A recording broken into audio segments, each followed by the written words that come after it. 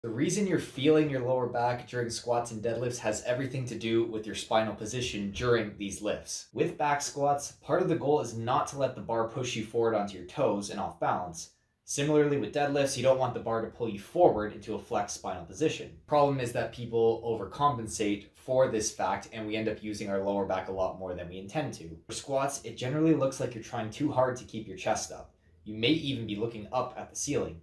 Notice the amount of spinal extension present and the low back arch, followed by a rebound or butt wink the other way.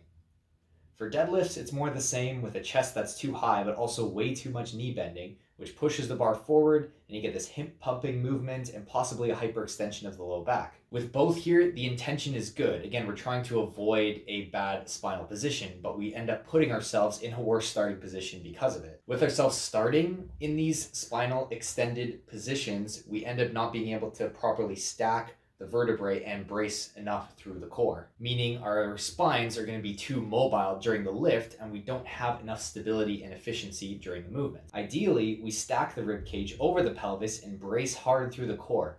Then we drive through the movement powerfully by pushing the floor away. In order to be as efficient as possible and not to leak power through the trunk, you must maintain this tension throughout. Give this a try yourself and watch how your spine moves, or doesn't, throughout squatting and deadlifting. I used to have a big problem with this myself, and I still sometimes have a habit of doing it when I'm perceiving the weight as heavy in my mind. Here's an example. Here's me lifting 405 with way too much extension in my spine. You can see me kind of pump into the movement before I even lift it off the ground. And here's the same weight a week later with much better bracing and technique. Not only do you protect your low back and spine when you do this, but you actually create a more powerful lift, more force generation, and just a more efficient lift in general.